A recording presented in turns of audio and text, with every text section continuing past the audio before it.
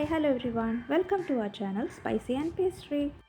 ഇന്ന് നമുക്കൊരു പായസത്തിൻ്റെ റെസിപ്പിയാണ്. നമുക്ക് ഓൾറെഡി കുക്ക് ചെയ്ത ചോറും കൊണ്ട് പെട്ടെന്നൊരു പായസം കഴിക്കാനൊക്കെ തോന്നുമ്പോൾ നമുക്ക് എളുപ്പത്തിൽ ചെയ്തെടുക്കാൻ പറ്റിയ ഒരു പായസത്തിൻ്റെ റെസിപ്പി കണ്ടു നോക്കിയാലോ. അപ്പോൾ ഇതിനു വേണ്ടി ഒരു പാനിലേക്ക് ഒരു 3 ടേബിൾ സ്പൂൺ ഷുഗർ എടുത്തിട്ടുണ്ട്. അതൊന്ന് കാരമലൈസ് ചെയ്തെടുക്കാം. അപ്പോൾ കാരമലൈസ് ചെയ്യുമ്പോൾ നമ്മൾ ഫ്ലെയിമൊക്കെ ഒന്ന് ലോയിൽ വെച്ചിട്ട് വേണം ചെയ്യാൻ, അല്ലെങ്കിൽ കരിഞ്ഞു പോകും. കരിഞ്ഞു പോയി കഴിഞ്ഞാൽ നമ്മുടെ പായസത്തിൻ്റെ ടേസ്റ്റൊക്കെ അങ്ങ് മാറിപ്പം ഒരു കയ്പ്പ് രസമൊക്കെ ആയിപ്പം. അപ്പോൾ ഇതിങ്ങനെ ഒരു ഗോൾഡൻ ഷെയ്ഡ് ആയി കഴിഞ്ഞതിന് ശേഷം അതിലേക്ക് ഒരു 25 ഗ്രാം അൺസോൾട്ടഡ് ബട്ടറാണ് ഞാൻ ഇട്ട് കൊടുക്കുന്നത്. അതൊന്ന് ഇട്ടിട്ട് മെൽറ്റ് ആവട്ടെ. എന്നിട്ട് അതിലേക്ക് ഒരു 2 കപ്പ് പാല് ചേർത്ത് കൊടുക്കുന്നുണ്ട്. അപ്പോൾ പാല് ചേർത്ത് കഴിയുമ്പോഴേക്കും കട്ട പോലെ ആവും നമ്മൾ കാരമലൈസ് ചെയ്ത ഷുഗർ. അത് കുഴപ്പമൊന്നുമില്ല, അതവിടെ ഇരുന്ന് മെൽറ്റ് ആയിക്കോളും. ആ സമയം കൊണ്ട് നമുക്കൊരു 2 ടേബിൾ സ്പൂൺ കോൺഫ്ലോറും ഒരു 1/4 കപ്പ് വെള്ളവും കൂടെ ചേർത്തിട്ട് മിക്സ് ചെയ്ത് സൈഡിലേക്ക് മാറ്റി വെക്കാം. ഇപ്പം പാലൊക്കെ തിളച്ച് വരുന്നുണ്ട്.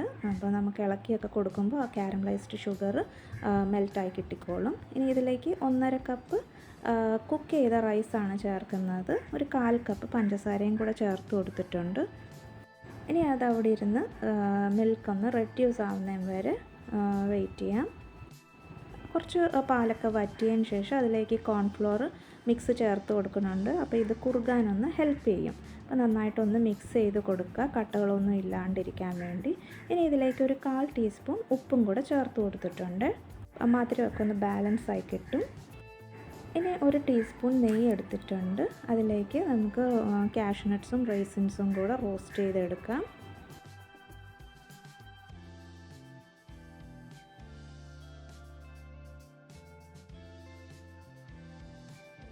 ഇപ്പോൾ പാലൊക്കെ കുറച്ച് വറ്റിയും വന്നു.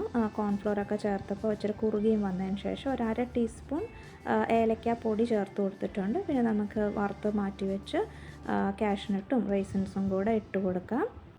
അപ്പോൾ ഇതേ നമ്മുടെ അടിപൊളി പായസം, ചോറും കൊണ്ടുള്ള പായസം റെഡി ആയിട്ടുണ്ട്. അപ്പോൾ നിങ്ങളുടെ മധുരത്തിൻ്റെ ലെവൽ അനുസരിച്ച് ആഡ് ചെയ്ത് കൊടുക്കുകയൊക്കെ ചെയ്യാം.